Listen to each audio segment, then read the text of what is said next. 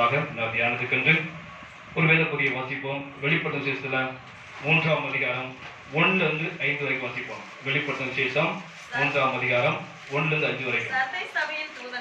சர்தை சபையின் தூதனுக்கு நீ எழுத வேண்டியது என்னவென்றால், தேவனுடைய 7 ஆவிகளையும் 7 நட்சத்திரங்களையும் உடைய சொல்கிறது, உன் கிரியைகளை அறிந்திருக்கிறேன். நீ உயிருள்ள என்று பெயர் பெற்றிருந்தாலும் செத்தவனாய் இருக்கிறாய். நீ விழித்துக் கொண்டு சாதலுக்கு ஏதுவாய் இருக்கிறவர்களை ஸ்திரப்படுத்து.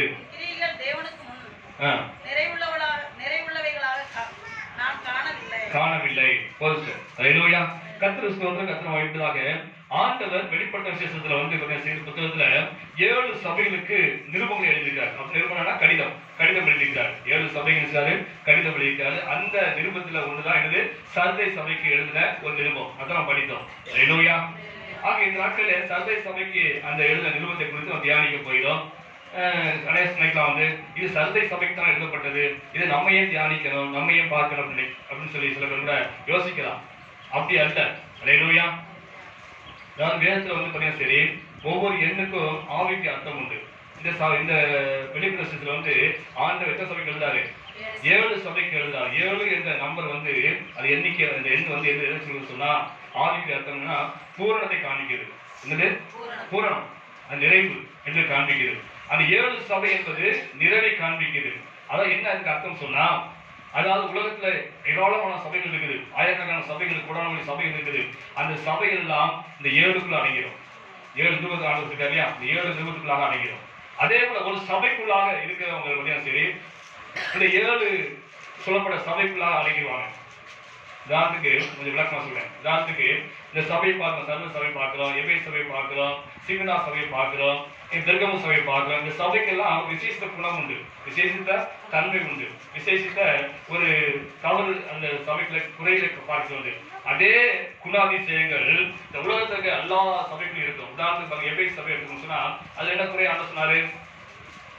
ஆதி அன்பை நீ விட்டு விட்டாய் என்று உண்மையில இருக்கிறது குறை உண்டு என்று சொல்றாரு. இப்ப அநேக சபைகள் சரி, இந்த ஆதி அன்பை விட்ட சபைகள் ஏராளமா இருக்குது, இருக்கா இல்லையா? ஆதியில இருந்த அந்த விசுவாசம், ஆதியில இருந்த அந்த ஜெபம், ஆதியில இருந்த அந்த வேத வாசிப்பு, ஆதியில இருந்த உற்சாகம், ஆதியில இருந்த சுவிசேஷம் அறியக்கூடிய அந்த உற்சாகம், வாஞ்சை எல்லாமே நிச்சயிக்கிறது. அநேக சபைகளாக அது தனித்து போயிருக்குது. அப்ப இந்த சபை என்னது? உலகம் மூலம் இருந்தா இல்லையா? அந்த உலகத்துல இருக்கக்கூடிய சபையில சொல்லப்படுது. அதே சமயத்துல நம்ம சபைக்குள்ளாக கூட நீங்க பார்க்கலாம். நம்ம சபைக்குள்ளாக இருக்கிற விசுவாசிகள் இருக்க சரி, இந்த 7 குணம் இருக்கும். இன்னைக்கு நம்ம சபைக்குள்ள இருக்கக்கூடிய சரி, ஒரு சிலருக்கு சரி ஆதியில இந்த விசுவாசம் என்ன செய்யுது? இன்னைக்கு இருக்காது. ஆதியில எவ்வளவு விசுவாசமா இருப்பாங்க. ஹல்லேலூயா. எவ்வளவு பிரச்சனை இருந்தாலும், எவ்வளவு சோதனை வந்தாலும் எல்லாருக்கும் விசுவாசம் ஆண்டவர் கூட இருக்கிறார் என்ற விசுவாசத்தோடு கூட இருப்பாங்க. ஆனா இன்னைக்கு பார்த்தீங்கன்னா அன்னைக்கு வாஞ்சியாத்தை ஆண்டு தேடுவாங்க, நல்ல ஜெபம் பண்ணாங்க, நல்ல வேத வாசிப்பாங்க, ஆலயத்துக்கு ஆராதனைக்கு எல்லா ஆராதனை கூடங்களுக்கு வருவாங்க, பைபாக்கள் வருவாங்க, பைபிள் வருவாங்க, உபாசத்துக்கு வருவாங்க, ஆராதனைக்கு வருவாங்க, வெள்ளை சீக்கிரம் உட்கார்ந்து இருப்பாங்க. இப்படி எல்லாம் வாஞ்சியா தாகமா ஆண்டு தேடுற காலமெல்லாம் போய் இன்னைக்கு நினைச்சாங்க அந்த ஆதி அன்பு தேவனை கொண்ட அந்த ஆதி அன்பை இழந்து போன ஜெபம் இல்லாமல், வேத வாசிப்பு இல்லாமல், ஆராதனைக்கு வருவதில் கூட அலட்சியம் பண்ணிக்கிட்டே இருக்கிறாங்க. வரக்கூடிய விசுவாசிகள் இருக்கிறாங்க. ஹல்லேலூயா. சபைகளுக்கும் சபைக்குள்ளா இருக்கக்கூடிய ஹல்லேலூயா. அதே போல சரி, சிமினா சபையை குறித்து பார்க்கலாம். சிமினா சபையுடைய குணாதிசயம் சொன்னா அந்த சபை ஐஸ்வரமா இருக்குது. ஆனா எப்படி இருக்குல்ல, தரித்திரமா இருக்கு. அப்படின்னா அர்த்தம் சபை ஐஸ்வரமா கட்டணம் எப்படி இருக்கு? ஆடம்பரமா இருக்குது. ஹல்லேலூயா. இசைக்கருவிகள் எல்லா இசைகளும் இருக்குது. அப்படியா இசைக்கருவி வாசிக்கக்கூடிய ஏராளமான இசைக்கருவிகள் இருக்குது. ஆடம்பரமான ஒரு பெரிய சர்ச்சு கட்டணம் கட்டி இருக்குது. அங்க வரக்கூடிய எல்லாம் நல்ல காரில் வரக்கூடியவங்களா இருக்கிறாங்க, நல்ல ஐஸ்வர்யங்களா இருக்கிறாங்க. அதான் சொல்றாரு, நீ ஐஸ்வர்யா இருக்கிறாய். ஆனாலும் என்ன இருக்கு? தரித்திரம். என்ன தரித்திரம்? ஐஸ்வர்யா இருக்குது, சதா ஐஸ்வர்யமா இருக்குது, நல்ல செல்வாக்கா இருக்குது, வரக்கூடியவங்க ஆசிரியமா இருக்கிறாங்க. ஆனா என்ன குறை? தரித்திரம். என்ன தரித்திரம்? ஆவிக்குரிய தரித்திரம். ஹல்லேலூயா. ஆவிக்குரிய தரித்திரம் இருக்கு. ஜெபம் இல்ல, பைபிள் வாசிப்பு இல்ல, எதுவும் இல்ல, ஏதோ சமைச்சு போறோம் ஆடம்பரமா போயிட்டாங்க ஒழிய என்ன இல்ல, ஆவிக்குரிய தரித்திரத்துல வாழ்ந்து கொண்டிருக்கிறாங்க. அது திருக்கம்பு சபை பார்க்கிறோம். அந்த சபையில சரி, அதே போல நம்ம சபையில பார்த்தா அநேக எல்லா சபையிலும் இருப்பாங்க, எல்லாம் ஆடம்பரமா இருப்பாங்க, ஆண்டவரை ஆசீர்வதிச்சிருக்காரு அப்படின்னு சாட்சியம் சொல்லுவாங்க. ஆனா உள்ள அந்த இருக்காது, ஜெபம் இருக்காது, ஆவிக்குரிய இடையில இருக்காது, ஒரு தரித்திரத்துல வாழ்ந்து கொண்டிருப்பாங்க. அதே போல பெருக்கம் சபையை பத்தி சொல்லும்போது சரி, அங்க ஆண்டு விக்கிரகங்களை படைத்தது என்னதான் புசிக்கலாம் என்று சொல்லக்கூடிய ஒளி நான் நினைச்சேன் பார்க்கிறேன் என்று சொல்றாரு. அதே போல நம்ம பெருக்கம் சபையில கூட பார்த்தீங்கன்னா சரி, அநேகர்களாக இந்த மாதிரி சுவாபம் தான் செய்யுது. என்ன இருக்குது? விக்கிரகம் படைக்கப்பட்டதை புசிக்கக்கூடிய காரியம் செய்து இதுதான் செய்யுது. ஹல்லேலூயா. என்ன ஆண்டு சொல்லிக்கிறார், எல்லாரும் சோதனை பண்ணி சாப்பிட சொல்லிட்டார்ல, அவங்க விதட்டா சாப்பிடக்கூடிய உபயோகிச்சாங்க, இதுதான் செய்யறாங்க. ஹல்லேலூயா. ஆக இந்த 7 சபை என்று சொன்னது 7 சபை என்று சொன்னால் உலகத்துக்கு அத்தனை சபையும் இந்த 7 பிரிவுகளாக கொண்டு வந்துடலாம். அதே சபைக்குள்ள விசுவாசியும் கூட இந்த 7 பிரிவுகளாக சார்ந்து கொண்டு வந்துடலாம். ஹல்லேலூயா. ஆதி அன்பு இருந்தவரும் உண்டு, நல்ல வசதி படைத்தவர்கள் ஆசிரியப்பட்டவர்கள் இருக்காங்க. அதே சமயத்தில் ஆவிக்கு கருத்தில் உள்ளவர்களும் இதுக்குதான் செய்தாங்க. அது விக்கிரகம் படைக்கப்பட்ட தப்பு இல்ல, அது புசிக்கலாம் என்று சொல்லக்கூடியவங்களும் நினைச்சாங்க இருக்காங்க. பேசித்தனம் செய்வங்களும் நினைச்சாங்க சபைகளுக்கு தான் செய்யறாங்க. மற்றொரு இடம் உண்டாக்கூடிய பேசுகிற பண்ணக்கூடிய சிவனா சபை போல நினைச்சாங்க இதுதான் செய்யறாங்க. பெருக்கும் சபை போல இதுதான் செய்யறாங்க. ஹல்லேலூயா. ஆக இது எல்லாமே நமக்கு அந்த சபைக்குரிய வெற்றுவாக நினைக்க முடியாது. இது எல்லாமே நம்ம எல்லாருக்கும் கொடுக்கப்பட்ட தேவனுடைய வார்த்தைகள். ஹல்லேலூயா. நம்ம எதையுமே என்ன செய்யாது அல்ல தட்ட முடியாது. தேவன் நமக்கு கொடுக்கப்பட்ட வார்த்தை. கொரிந்து சபைக்கு அப்போஸ்தலர் பவுல் எழுதியிருக்காரு, இது கொரிந்து சபை தானே இருக்குது, நமக்கு எதுக்கு அப்படின்னு படிக்காம என்ன செய்யாது விட்டுற முடியாது. அது ஆவிக்கு அர்த்தம் ஏராளமா இருக்குது, அவங்க அறிந்து கொள்ள வேண்டிய சத்தியங்கள் ஏராளமா இருக்குது. அதெல்லாம் எல்லாத்தையும் நினைச்சு படித்து தியானித்து அவங்க ஆண்டவர் என்ன குறைகளை வெளிப்படுத்தி காட்டுகிறாரோ அதையெல்லாம் விட்டு நம்ம சேர்ந்து ஆண்டவர்களை பசுமை ஜீவிக்க என்பதுதான் தேவனுடைய நோக்கம். ஹல்லேலூயா. ஆக இந்த சபையினுடைய சிறப்பு என்ன சொன்னா, நம்ம வாசித்த சதை சபை அது சிறப்பு என்ன, அதுல குணாதிசயம் என்ன வாசித்தோமே, என்ன வாசித்தோம் வாசிங்க. என்னவெனில் 7 ஆவிகளையும் 7 நட்சத்திரங்களையும் உடைய சொல்லுவதாவது உன் கிரியை அறிந்திருக்கிறேன். என்னுடைய சுவாபம் என்ன, நீ உயிர் என்று பேர் கொண்டிருந்தும் செத்தவனாய் இருக்கிறாய். ஹல்லேலூயா. இந்த சத்திய சபை எப்படிப்பட்ட சபை என்று சொன்னால் அது என்ன சொல்றது, நான் உயிரோடு இருக்கிறேன் என்று சொல்லியும் எப்படி இருக்குது, செத்தவனாய் இருக்குது. ஹல்லேலூயா. உயிர் இருக்குது, ஆனா என்ன இல்ல, உணர்வு இல்ல. ஹல்லேலூயா. செத்தா என்ன ஆகும், சரி செத்து கிடக்கு, என்ன உணர்வு இருக்குமா, அது எது படிச்சாலும் தெரியாது, பாம்பு கடிச்சாலும் தெரியாது, உணர்வற்று கிடக்கும் சரீரம். ஹல்லேலூயா. அதுபோல இந்த சர்தை சபையானது உணர்வு இல்லாத சபையா இருக்குது. உயிர் இருக்குது, நடமாடுது, பேசுது, எல்லாம் செய்யுது, ஆனா என்ன இல்ல சொல்லுங்க, உணர்வு இல்ல. செத்தவனை போல சொல்லுவாங்க, நடப்பினமா சொல்லுவாங்களே, அது போல நடப்பினமா இருக்குது. ஹல்லேலூயா. உணர்வற்ற சபையா இருக்குது. அதே போல சபைக்குள்ளாக இதுதான் செய்யறாங்க. ஆவிக சபை என்று சொன்னாலுமே பெந்தகோஸ்து சபை என்று சொன்னாலுமே அதுக்குள்ளேயும் பார்த்தீங்கன்னா அநேகருக்குள்ள என்ன இருக்குது, உயிர் இருக்குது. என்ன இருக்குது, உயிர் இருக்குது, ஆனா என்ன இல்ல, உணர்வு இல்லை. ஹல்லேலூயா. தேவனை தேட உணர்வு இல்லை. ஹல்லேலூயா. தேவனை ஆராதிக்கிற உணர்வு இல்லை. இப்படியாக சபைக்குள்ளேயும் கூட இன்னைக்கு அப்படிப்பட்ட மக்கள் என்ன செய்றாங்க, இருக்கதான் செய்யறாங்க. ஹல்லேலூயா. அது நடைபெறும் சொல்றோம். இப்படிப்பட்ட மக்களுக்கு இப்படி சபைக்கும் சொல்லிக்கங்க, விசுவாசியும் எடுத்துக்கொள்ளுங்க. இப்படிப்பட்ட சபைகளுக்கு இவரோட விசுவாசத்துக்கு எந்த உணர்வும் இருக்காது. ரட்சிப்பு குறித்து என்ன செய்யாது, எந்த உணர்வும் இருக்காது. ஹல்லேலூயா. ரட்சிப்பா, அது என்ன ரட்சிப்பு, எனக்கு பிச்சிப்பு தெரியும், மல்லியப்பு தெரியும், என்ன இருக்காது, ரட்சிப்புனா எனக்கு தெரியாது. ஹல்லேலூயா. அப்படி ரட்சிப்பு குறித்து கவலையற்றவர்களாக, ரட்சிப்புனா என்ன என்று தெரியாதவர்களாக இருப்பாங்க இந்த விசுவாசிகள் இருப்பாங்க, இந்த சபை இருக்கும். ஹல்லேலூயா. உணவற்று போய் இருக்கும், பசுத்து குறித்து கவலை இருக்காது. ஹல்லேலூயா. நம்ம அசம்பர பசுத்தை பேசினாலுமே நான் பசுவை ஜீவிக்கிற உணர்வே இருக்காது. நான் பசுல இருக்கிறேன், நல்ல விலையிருந்து சோப்படுங்க குடிச்சிட்டு வந்திருக்கிறேன், நல்ல விலையிருந்து சாப்பிட குடிச்சிட்டு வந்திருக்கேன், நல்ல புத்தாட குடிச்சு வந்திருக்கேன், நல்லா தான் இருக்கேன் பசுத்தமா. ஹல்லேலூயா. அப்படிதான் சொல்லுவாங்க. ஆனா உள்ள என்ன ஆண்டு இருக்கக்கூடிய பசுத்தம் என்னது, வெளிப்படையான பசுத்தம் கிடையாது, உள்ளான பசுத்தம். ஹல்லேலூயா. அவளுக்குள்ளாக வெளியே நல்லா பசுத்தமா இருக்கிறாங்க, நல்ல புத்தாடை உடுத்திருக்கிறாங்க, நல்ல வெளியில சோப்படுங்க குடிச்சிருக்காங்க, ஆனா உள்ளுக்கு என்ன இருக்குது, அழுக்கு, உள்ள கசப்பு இருக்குது, பகை இருக்குது, வைராக்கியம் இருக்குது, பெருமை இருக்குது, போராமை இருக்குது, எல்லாம் உள்ள வைத்துக் கொண்டு வெளியே மட்டும் பசுத்தமா வைத்துக் கொண்டுதான் இருக்குது. அதனால ஒரு பிரயோஜனம் கிடையாது. ஆண்டவர் எதிர்பார்க்கிறது வெளியப்படையான பசுத்தம் அல்ல, உள்ளான பசுத்தை தேவன் எதிர்பார்க்கிறாரு. ஆனா இப்படிப்பட்ட சபைக்கும் சரி, இப்படிப்பட்ட விசுவாசிக்கும் சரி, இந்த பசுத்தை குறித்து அவருக்கு நினைச்சாது சொல்லுங்க, உணர்வு இருக்காது. ஹல்லேலூயா. பசுத்தை குறித்து இருக்காது, ஆண்டு நீதி நிறைவேற்ற வேண்டுமே இருக்காது, தேவ சித்தம் என்பதை குறித்து உணர்வு இருக்காது. எல்லாம் ஏன் இஷ்டம் தான், நான் இருக்கும் போல நடப்பேன் என்று நினைச்சாங்க, தேவசத்துக்கு விரோதமா தான் எல்லாம் செய்வாங்க. அதே போல தேவனுடைய நீதியை குறித்தோம், நியாயத்திற்கு குறித்தோம், நியாயத்திற்கு உண்டு. எல்லாரும் ஒரு நாள் தேவ சமூகத்தில் நிற்க வேண்டுமே. அன்னைக்கு தேவன் நம்ம பூமியில செய்ய அத்தனை கிரியைக்கு ஆண்டவர் அன்னைக்கு நியாயம் தீர்ப்பாரு, அவர் தண்டனை கொடுப்பாரு. அந்த தண்டனை தப்பிக்க வேண்டுமே என்று உணர்வு இல்லாதவராக ஒரு நியாயத்திற்கு உண்டு என்று உணராமலேயே நிறைய வாழ்ந்து கொண்டு இருக்கிறாங்க. எல்லா மதமும் சொல்லுது, எல்லா மதமும் சொல்லுது. இந்து மதத்துக்கு சொல்லப்பட்டது கடைசி காலத்தில் நம்ம எல்லாரும் இருந்து நியாயத்திற்கு உண்டு. அல்லேலூயா. அது எல்லா மதமும் சொல்லுது. பரலோகம் இருக்குது, நரகம் ஒன்று இருக்குது. அல்லேலூயா. பாவம் செய்றவன் எங்க போவான்? நரகத்துக்கு போவான்னு சொல்லப்பட்டிருக்கு. எல்லா மதமும் சொல்லுது ஒரு நியாயத்திற்கு உண்டு.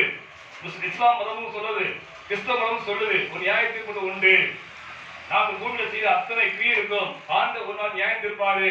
அதை நியாயத்திற்கு நமக்கு பரலோகமா நரகம் என்று அனைத்து அந்த தீர்ப்பாரு என்பதை இன்னைக்கு உணராமலேயே துணிகரமாக பாவம் செய்து கொண்டிருக்கிறோம். அல்லேலூயா. நியாயத்திற்கு உண்டு. ஆண்டு வருகை சமயமாக இருக்குது. இன்னைக்கு பார்த்து கொண்டுதான் இருக்கிறோமே. எல்லாம் கண்ணால பார்த்து கொண்டு இருக்கிறோம். இன்னைக்கு 10 வருஷத்துக்கு முன்பாக நடந்த காட்டில் இன்னைக்கு அதிகமாக தேவனுடைய அந்த வருகை கூட அடையாளம் நடந்து கொண்டிருக்கிறது. வருகை பார்க்கிறோம். ஆனா அப்படி இருந்தாலும் நாம் வருகைக்கு ஆயத்தப்பட வேண்டுமே, நாம் பசுகளை காத்துக்கொள்ள வேண்டுமே, ரட்சிப்பை எடுத்துக்க வேண்டும் என்ற உணர்வு இல்லாத ஒரு சபையாக, உணர்வு இல்லாத ஒரு விசுவாசியாக இன்னைக்கு இருக்கதான் செய்யறாங்க. அல்லேலூயா. ஆண்டு சொல்றாரு, வாசிக்கிற தினங்களுக்கு ஆண்டு எச்சரிப்பா சொல்றாரு. எபிரேயர்ல 2:4 வாசிப்போம். 2:4.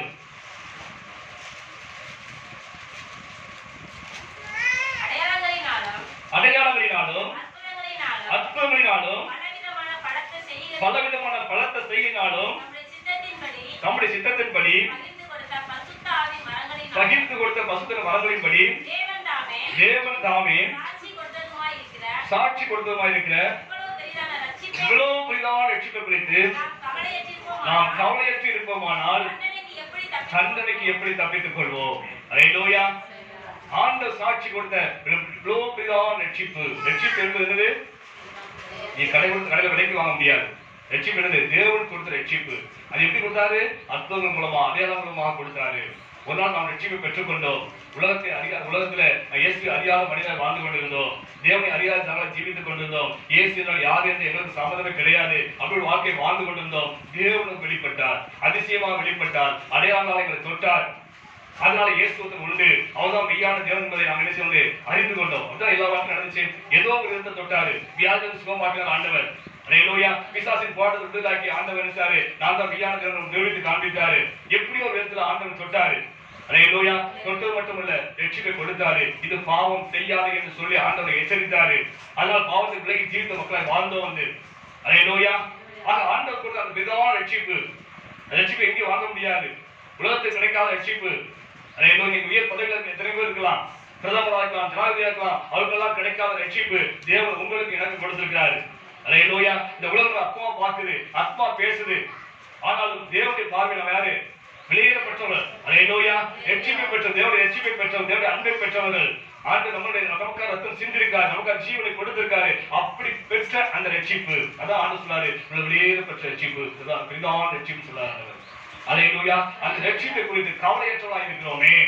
அப்படி கவலையற்றா இருந்தால் வரும் தண்டனைக்கு எப்படி தப்பித்துக் கொள்ள முடியும்? இந்த பூமியில பிறக்கும் போது பாகியத்தான் பிறக்கிறோம். பூமியில எல்லாரும் பாகியத்தான் பிறக்கிறோம். ஆனா பாவியா பிறந்து அப்படியே மறித்துதான் எங்க போயிருப்போம்? நிலத்தான் போயிருப்போம்.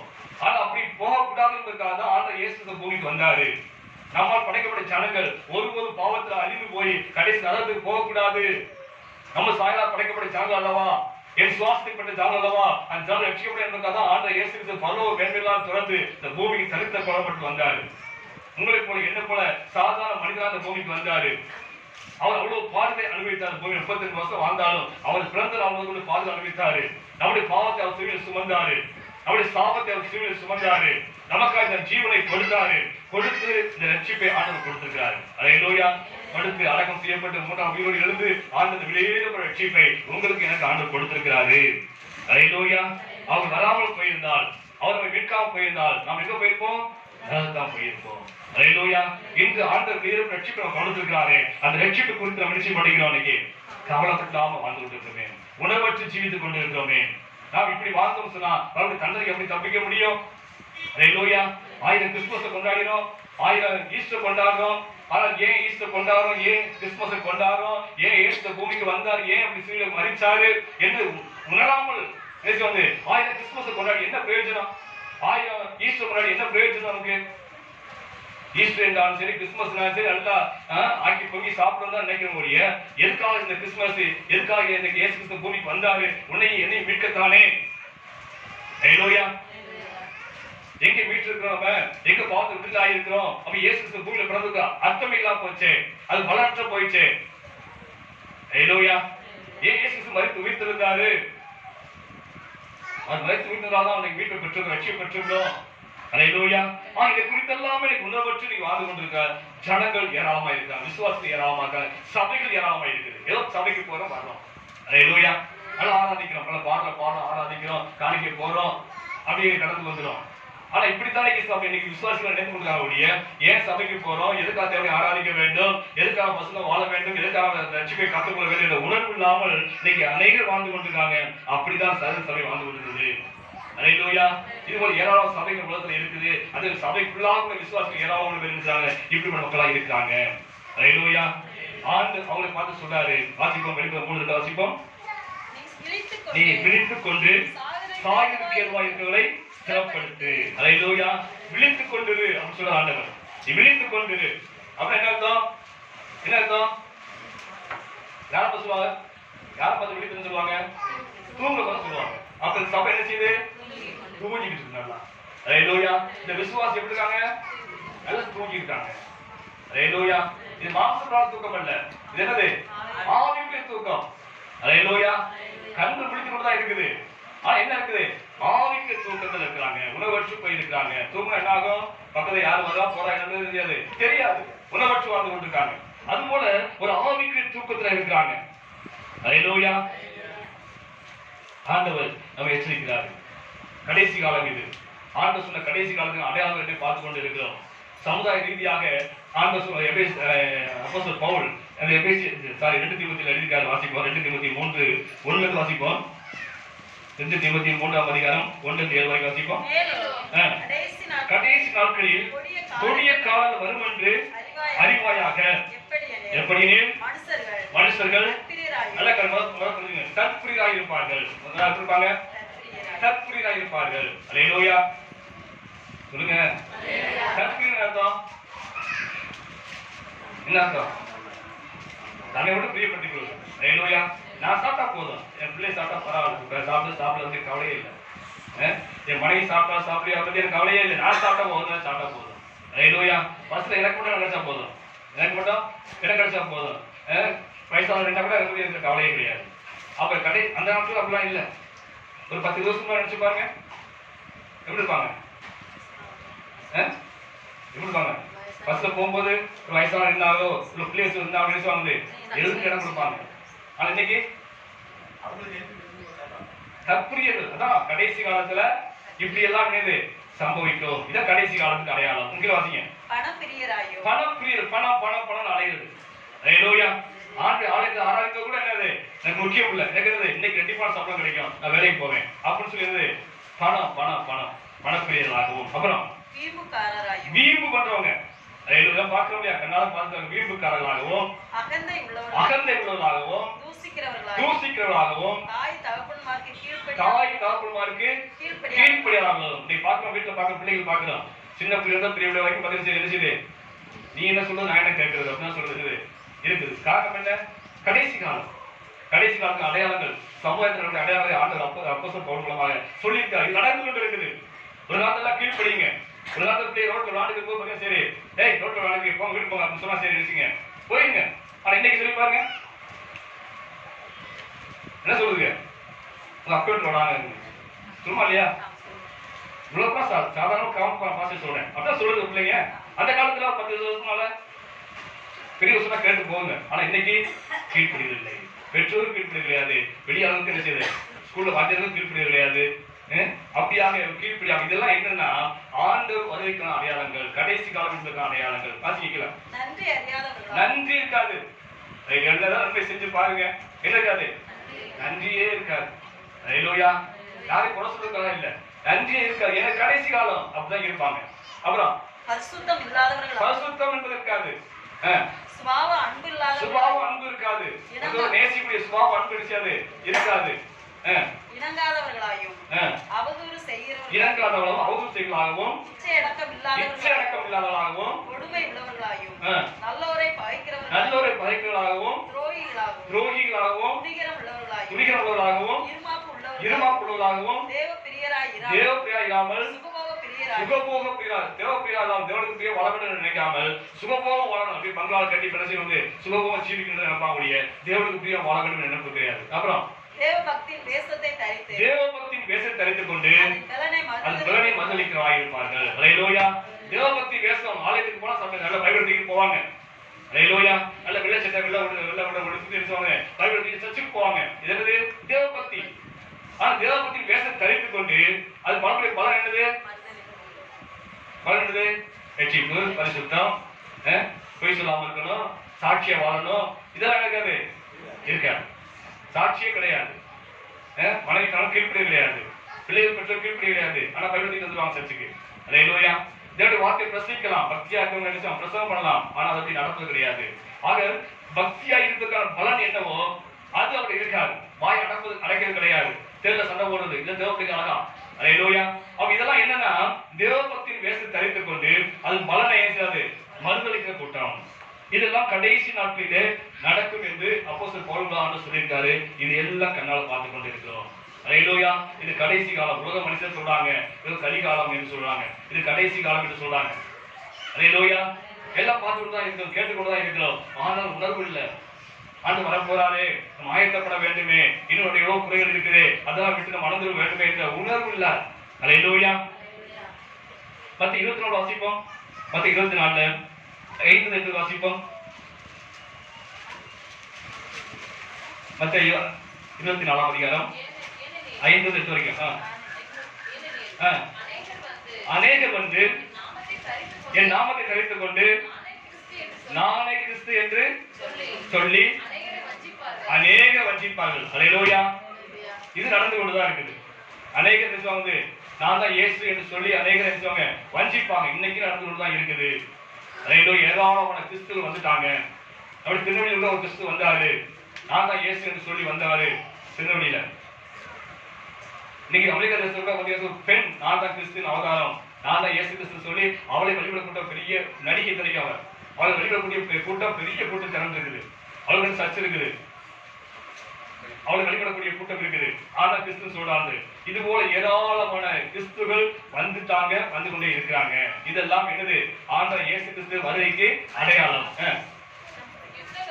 யுத்தங்களையும் செய்திகளையும் கேள்விப்படுவீர்கள், கலக்காத எச்சரிக்கையாயிருங்கள். இவைகளெல்லாம் சம்பவிக்க வேண்டியதே, ஆனாலும் முடிவு உடனே வந்துடாது. ஜனத்துக்கு விரோதமா ஜனம், ராஜ்யத்துக்கு விரோதமா ராஜ்யம் எழுப்பும். எழுப்புதா இல்லையா? ஜனத்துக்கு விரோதமா ஜனம் எழுப்புறாங்களா இல்லையா? சிங்கள மக்களுக்கு விரோதமாக என்னது இலங்கை தமிழர்கள் எழுப்புறாங்களா இல்லையா? ஒவ்வொரு நாட்டிலும் என்ன செய்றாங்க? ஜனத்துக்கு விரோதமா எழுப்பு தான் இருக்குது. நம்ம ஊர் எழுப்பு தான் இருக்கிறாங்க. ஆக ஒவ்வொரு பகுதியும் சரி இப்படி ஜனத்துக்கு விரோதமாக ஜனம் நிச்சயம் எழுப்பும்.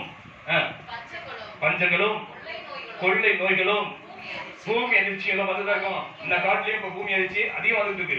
கொள்ளை நோய் நம்ம காத்து பண்ணிக்க அனுபவிச்சுதான் இருக்க வந்து அந்த அளவுக்கு கொள்ளை நோய் வருது. இவைகள் எல்லாம் வேதனைகளுக்கு ஆரம்பம். ஹல்லேலூயா. உடனே முடிவு வந்துடாது. ஹல்லேலூயா. இதெல்லாம் வேதனைக்கு ஆரம்பம். ஆண்டவர் சொன்னதெல்லாம் நடந்து கொண்டு இருக்குது. ஆனா இதெல்லாம் கண்ணால பார்க்கிறோம். சமுதாய ரீதியாக வரக்கூடிய மாற்றங்களையும் சமுதாய ரீதியாக அடையாளங்களையும் ஆண்டு காண்பித்திருக்கிறாரு. வெளிப்படையான அடையாளம், உலகத்தில் வரக்கூடிய வெளிப்படை அடையாளங்களையும் ஆண்டு காண்பித்திருக்காரு. இதெல்லாம் பார்த்தாலுமே நமக்கு என்ன இருக்க மாட்டேங்குது? சொல்லுங்க, உணர்வு இருக்க மாட்டேங்குது. ஹல்லேலூயா. ஆண்டு வரப்போகிறாரே, ஆண்டு வந்து கொண்டிருக்கிறாரு, அது சொன்ன அடையாளம் நிறைவேறி கொண்டிருக்குது. அவனை சரியாக வேண்டுமே, அவங்களை கெட்ட பழங்களை விட வேண்டுமே, ஆண்டுக்கு வசனம் ஜீவிக்க வேண்டுமே என்று சொல்லி உணர்வு இன்னைக்கு நினைச்ச மாட்டேங்குது, வர மாட்டேங்குது. ஹல்லேலூயா. அதற்கு சொல்ற ஆண்டவர் வெளிப்பட்ட விசேஷம் 3 சொல்ல வாசிப்போம். வெளிப்பட்ட 3:3 ஆகையால் நீ கேட்டு பெற்றுக்கொள்ளே நினைவு கொண்டு மனம் திரும்பு. நீ விழித்திராவிட்டால் திருடை போல வருவேன். ஹல்லேலூயா. நீ விழித்திராவிட்டால் திருடை போல ஆண்டவர் வருவார். ஏசு எப்படி வருவாரு? திருடை போல வருவார். ஹல்லேலூயா. திருடை எப்படி வருவான்? சொல்லிட்டு வருவான். நைட் 12 மணிக்கு வரங்க எல்லாம் தோந்துச்சு கதவை சீட்டுவானா சொல்லுமா. ஹalleluya. திருடன் எப்படி வருவானோ நம்ம அசந்த நேரத்துல வருவானோ அது போல இயேசு கிறிஸ்து வருவாரு. ஹalleluya. அவர் வரும்போது நாம் மனம் திரும்பி விழித்திராவிட்டால் நாம் என்ன செய்வோம்? கைவிடப்பட்டு போவோம். நாம் நரகத்தான் நித்திய அக்கிதான் போக வேண்டிய சூழ்நிலை வரும். ஹalleluya. அதே 2 பேதுரு வாசிப்போம் 3:10 வாசிப்போம். 2 பேதுரு 3:10. கர்த்தருடைய நாள் இரவிலே திருடன் வருகிற விதமாய் வரும். ஹalleluya. ஆண்டுடைய நாள் எப்படி வரும்? இரவுல திருடன் எப்படி வருவானோ அது போல வரும். அப்புறம் 1 தெசலோனிக்கேயர் வாசிப்போம். 1 தெசலோனிக்கேயர் 5:2 வாசிப்போம்.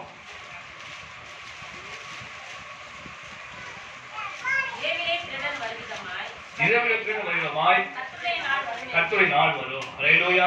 இன்னும் பல இடத்துல வாசிக்கிறோம். இயேசு கிறிஸ்து எப்படி வருவார் சொன்னா திருடனை போல வருவாரு. அப்ப நாம் எப்பொழுதும் எச்சரிக்கையா இருக்க வேண்டிய அவசியமா இருக்குது. எப்பொழுது ஆயத்தமா இருக்க வேண்டிய அவசியமா இருக்குது. எப்பொழுது வருவான்னு சொல்ல முடியாது. ஆனா வருவதற்கு முன்பாக நம்மளுடைய அடையாளத்தை எல்லாம் ஆண்டு காண்பித்து கொடுத்துட்டாரு. இதை பார்த்தாவது எச்சரிக்கை அடைந்து இதுவரைக்கும் உலகத்தை வாழ்ந்தேன், இதுவரைக்கும் எப்படியோ ஜீவித்துட்டு போயிட்டேன், ஆனா இனிமையாக மனம் திரும்பி ரட்சிக்கப்பட வேண்டும், இனிமையாக வசத்தை காத்துக்கொள்ள வேண்டும் என்ற உணர்வு நினைச்சுக்கணும் வரணும். ஹalleluya. அப்படி வரவில்லை என்றால் நம்முடைய நிலைமை படு மோசமா இருக்கும். ஹalleluya. இந்த நியாயத்தின் நாள்ல நம்முடைய நிலைமை படு மோசமாக இருக்கும். ஹalleluya. இந்த நாட்களிலே நாம் எச்சரிக்கையா இருக்க வேண்டிய அவசியமா இருக்குது. ஹalleluya. ஏன் இப்படி ஒரு நிருசாரணம் ஜனங்களுக்காக விசுவாசிகளாக ஏன் இப்படி நிருசாரணம், ஏன் உணர்வு ஜீவிக்கிறாங்க, ஏன் சபைகளாம் இப்படி இருக்குது? காரணம் என்னன்னா ஜெபம் குறைவுதான். ஜெபம் இருந்துச்சுன்னா என்னது உற்சாகம் இருக்கும். ஜெபம் இருந்துச்சுன்னா விசுவாசம் இருக்கும். ஜெபமே இல்ல, அநேக வீடுகளில் ஜெபமே கிடையாது. ரட்சிக்கப்பட்ட வீட்டுல 3 4 இருந்தா கூட ஒரு குடும்ப ஜெபம் என்பது கிடையாது. ஜெபம் இல்ல, வேத வாசிப்பு இல்ல. ஹalleluya. தேவ பயம் இல்ல. தேவன் காண்கிறாரே, அவர் பார்த்து கொண்டிருக்கிறாரே, நம்ம எப்படி வார்த்தையெல்லாம் பேசுவது, எப்படி எல்லாம் சண்டை போட முடியும், ஆண்டு பார்த்து கொண்டிருக்கிறாரே, இதனால் பதில் சொல்லி ஆகணுமே என்ற உணர்வு என்னது? தேவ பயம் இல்ல, உணர்வு இல்ல. ஆக இப்படியாக ஜீவிப்பதனாலதான் நாம அனைவருடைய சபைகள் இப்படியாக தூங்கி கொண்டிருக்குது, ஆவிக ஜீவியாக தூங்கி கொண்டிருக்குது. அநேக விசுவாசிகள் உடைய ஆவிக ஜீவித்துல தூங்கி கொண்டிருக்கிறாங்க. ஹalleluya. இன்னும் வேதத்துல கூட 2 பேரை கொண்டு பார்ப்போம். அவங்க எப்படி ஒன்று வாசிப்போம். நியாயாதிபதிகள் புத்தகத்துல 16ஆம் அதிகாரம் 10 வாசிப்போம். நியாயாதிபதிகள் 16:19.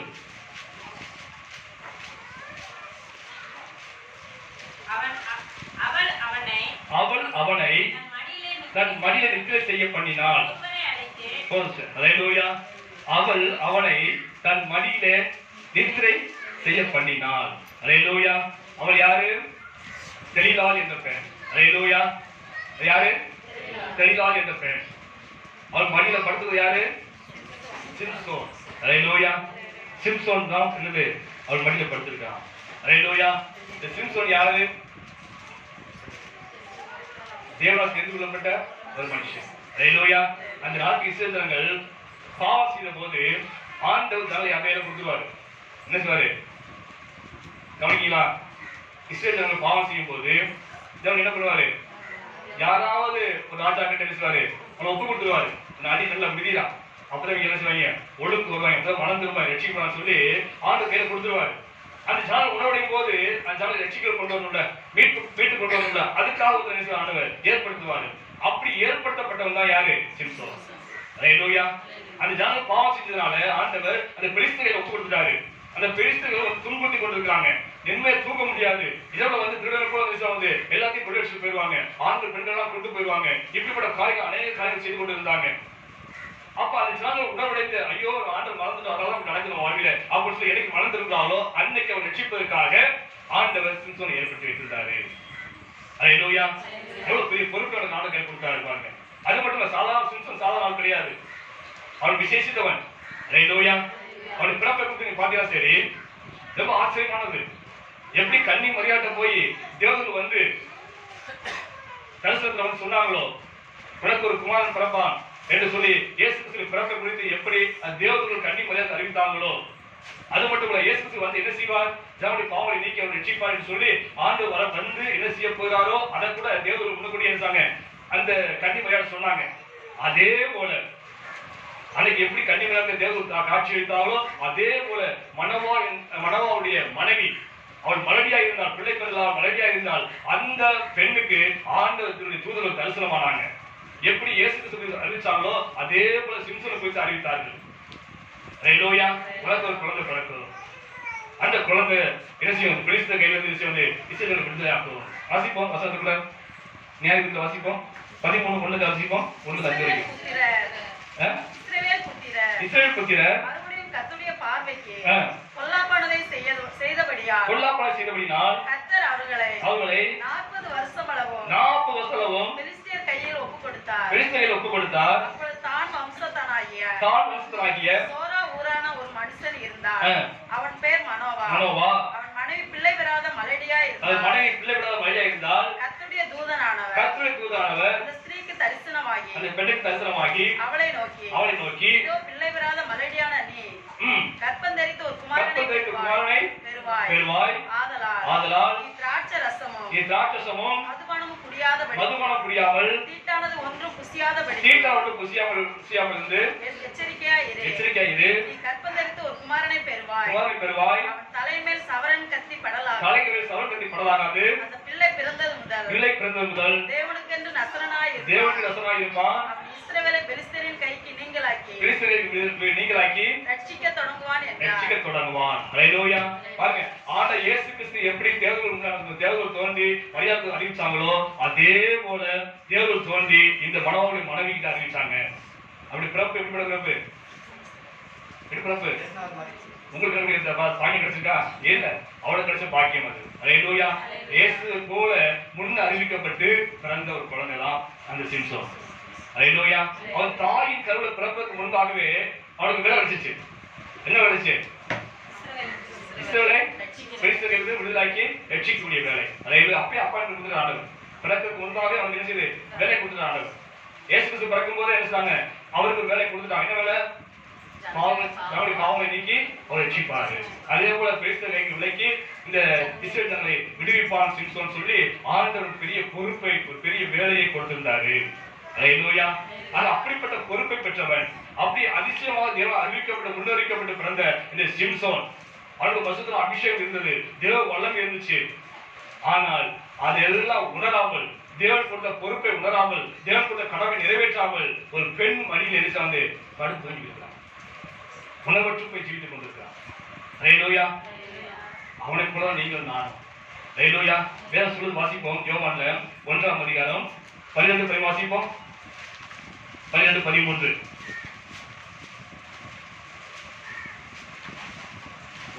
அவருடைய நாமத்தின் மேல் விசுவாசம் உள்ளவர்கள் அவரை ஏற்றுக்கொண்டவர்கள்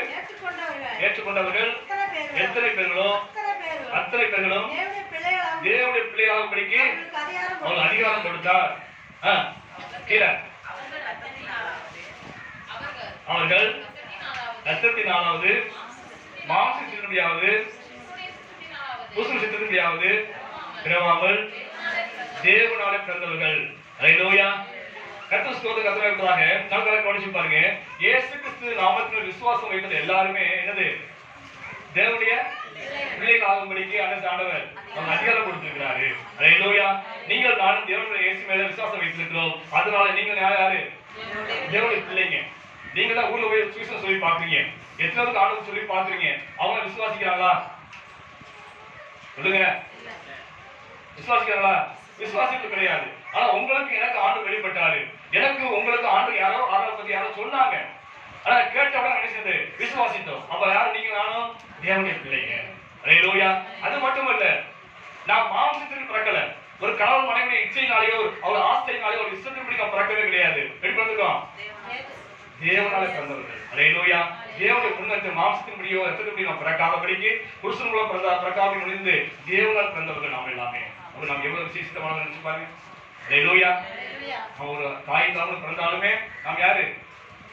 தேவனால் பிறந்தவர்கள். ஹல்லேலூயா. எபேசியர் 1:5 சொல்லப்பட்டு வாசிங்க. எபேசியர் 1:5 வாசிங்க.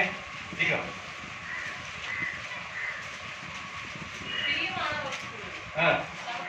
ஒன்று 5.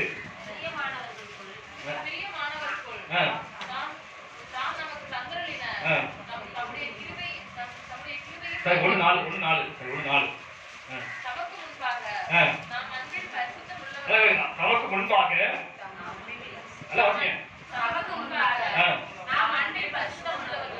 பரிசுத்தமுள்ளவர்களாகவும் குற்றமில்லாதவர்களாகவும் உலக தோற்றத்துக்கு முன்பே கிறிஸ்துவுக்குள் நம்மை தெரிந்து கொண்டார். ஹல்லேலூயா.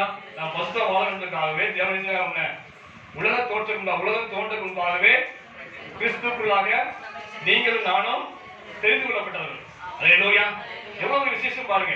உலகமே தோன்றல, அதற்குள்ளாகவே ஆண்டவர் உங்களை என்னையும் எத்தனை விசுவாசிக்கிறீங்க? உங்களை என்னையும் ஆண்டவர் தெரிந்து கொண்டிருக்கார், முன்குறித்துட்டார். ஹல்லேலூயா. இன்னார் மகன் இன்னாரு, இந்த ஊர்ல பிறந்தவன், இந்த தேதியில ரட்சிக்கப்படும் சொல்லி ஆண்டவர் உங்களை என்னையும் முன்குறித்தே வைத்திருக்கிறாரு. ஹல்லேலூயா. நீங்கள் நானும் சாதாரண கிடையாது, தேவனால் தெரிந்து கொள்ளப்பட்டவர்கள். ஹல்லேலூயா. விசேஷித்தவர்கள் என்று நம்ம என்ன செய்யணும்? விசுவாசிக்க வேண்டும். ஹல்லேலூயா. எப்படி சிம்சோன் விசேஷித்தவனோ அதுபோல் நீங்களும் நானும் யாரு? விசேஷித்தவன். ஹல்லேலூயா. ஆண்டவர் நம்ம என்ன வாசிக்கிறோம்? ரோமர் 8ஆம் அதிகாரம் 37 வாசிப்போம். ரோமர் 8:28. அன்றியும் அவருடைய தீர்மானத்தின்படி அழைக்கப்பட்டவர் யாரு? நீங்கள் நானும் யாரு? ஆண்டுடைய தீர்மானத்திற்கு அழைக்கப்பட்டவங்க. ஹல்லேலூயா. ஆண்டவர் முன்கூட்டியே தீர்மானிச்சிட்டார் யாரை ரட்சிக்கணும் என்பது. ஆண்டவர் முன்கூட்டியே சாரு சொல்லுங்க தீர்மானிச்சிட்டார். ஹல்லேலூயா. ஆண்டவர் உங்களை என்னையும் முன்கூட்டியே தீர்மானிச்சிட்டாரு. அந்த அடிப்படையில் தான் உங்களை ஆண்டவர் என்னையும் அழைச்சிருக்காரு. ஹல்லேலூயா.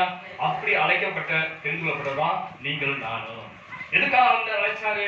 அது சிம்சோனுக்கு ஆண்டவர் வேலை கொடுத்தாரு. அந்த இயேசு பிறகு அவருக்கு ஒரு வேலையை பிதாவை தேவன் கொடுத்தாரு.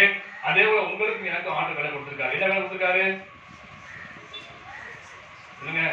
தேவ சாயலா படைக்கப்பட்டவங்க, தேவதூதத்தில் படைக்கப்பட்ட ஜனங்கள், தன் படைத்த ஆண்டவர் யாருக்கு தெரியாமல் வழி போன போக்கில் போய் இன்னைக்கு பாவத்துல விழுந்து நீங்க அழிந்து கொண்டிருக்காங்க.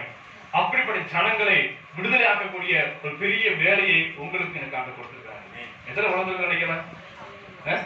உங்களுக்கு எனக்கு ஆண்டு என்ன வேலை இருக்காரு? சொல்லுங்க. அழிப்பு ஜனங்களுக்கு செய்யணும், சுவிசேஷத்தை அறிவிக்கணும். அதான் ஆண்டு உங்களுக்கு எனக்கு இந்த வேலை. ஹல்லேலூயா. அழைப்புல ஊழிய அழைப்புல 3 விதம் இருக்குது. 3 அழைப்பு உண்டு. என்ன அழைப்புன்னு சொன்னா, முதலாவது நேரடியான அழைப்பு.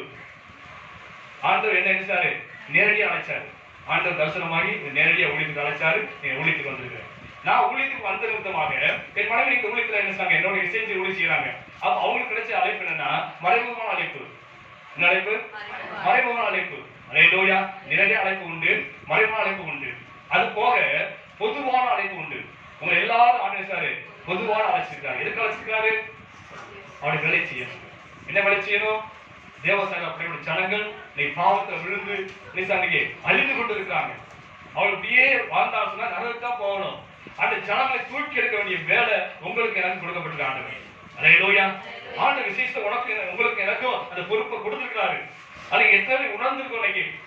ஹல்லேலூயா. எப்படி சிம்சோன் விசேஷித்தவனோ அதே போல நீங்க நானும் விசேஷித்தவன். அவனுக்கு எப்படி ஆண்டு வேலை கொடுத்தாரோ அதுபோல உங்களுக்கு எனக்கு ஆண்டு வேலை கொடுத்திருக்கிறாரு. ஹல்லேலூயா. 1-2 சொல்லப்பட்டிருக்கு. அவருடைய புண்ணியங்களை அறிவிக்கும்படியாக தேர்ந்து கொண்ட சந்ததி நீங்கள் நான். அவருடைய புண்ணியங்களை அறிவிக்கும்படியாக ஆண்டவர் கோவில வந்து அவர் என்ன செய்த காரியங்களை மற்றவர்கள் சொல்லக்கூடிய இந்த புண்ணியத்தை அறிவிக்கக்கூடிய சந்ததியாக உங்களை என்னை ஆண்டு முன்குறித்திருக்கிறாரு. 1-9-14 சொல்றாரு, சுவிசேஷத்தை நம்ம பிரசங்கிக்காவிட்டால் நமக்கு என்னது ஐயோ என்று சொல்றார் அப்போஸ்தலன் பவுல். ஹல்லேலூயா. நாம் சுவிசேஷம் சொல்ல வேண்டிய ஒரு கடமை. அது சொல்லாம இருந்தால் நமக்கு என்னது? சொல்லுங்க, ஐயோ. ஹல்லேலூயா. எப்படியாவது சொல்லி ஆகணும், எந்த ரூபத்திலாவது சொல்லி ஆகணும், எந்த விதத்திலாவது சொல்லி ஆகணும். அது தேவன் கொடுத்த வேலை. ஹல்லேலூயா. ஆனா அன்னைக்கு சிம்சோனுக்கு கொடுக்கப்பட்ட வேலையை உன் கடமையை மறந்து போய் என்ன சொல்றாங்க? ஒரு பெண்ணின் மடியில படுத்து தூக்கிட்டு இருக்கிறான். வேலைக்கு ஆண்ட கொடுத்த வேலையை மறந்துட்டான். நான் யார் என்று அவன் மறந்துட்டான். நான் எப்படி பிறந்தோம், பிறப்பினுடைய மத்தவனுக்கு என்ன என்று குறித்து அறியாமல் உணராமல் அவன் ஒரு பெண்ணின் மடியில படுத்து தூக்கிட்டான். ஹல்லேலூயா. வேதத்தை தியானிக்கும் போது சரி, இப்படி அநேக பெண் மேல் மயக்கம் கொண்டு பெண் மேல் அந்த மோகம் கொண்டு விழுந்து போய் ஏறாதான். உதாரணத்துக்கு பாருங்க, சாலமோன் ஞானியை குறித்து பார்க்கிறோம். அவனை குறித்து சொல்லும் போது என்ன சொல்லுவாங்க?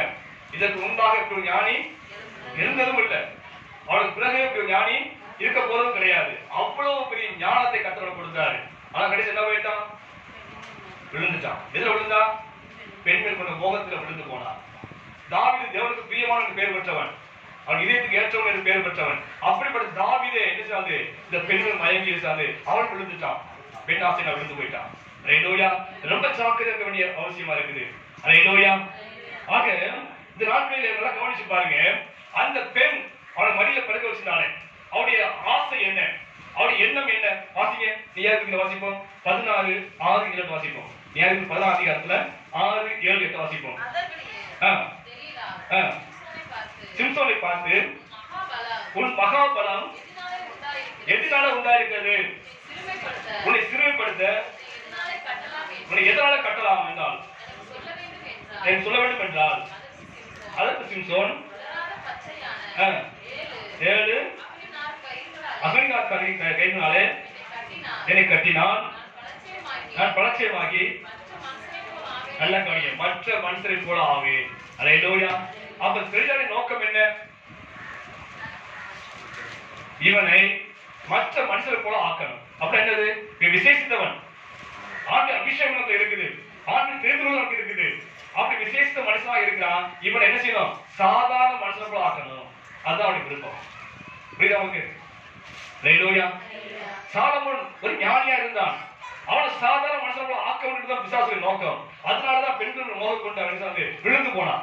பெண் முகத்தை அனுப்ப கொடுத்து அவனை விழ வைத்தான் பிசாசு. தாவீது தேவனுக்கு பிரியமான, தேவனுடைய இதயத்துக்கு ஏற்றவன். அப்படிப்பட்ட தாவீதை கூட வந்து அவனை சாதாரண ஆக்க வேண்டும். அவனை தேவனுக்கு பிரிக்கிறது முக்கியம். தேவ மனுஷனா இருக்கான். தாவீது தேவனுடைய மனுஷன், சாலமோன் தேவனுடைய மனுஷன், இது சிம்சோன் தேவனுடைய மனுஷன், தேவனுடைய வல்லமை பெற்ற மனுஷன், தேவனுடைய அபிஷேகம் பெற்ற மனுஷன். இவனை தேவனுக்கு பிரிக்கணும். அதுக்கு என்ன வழி?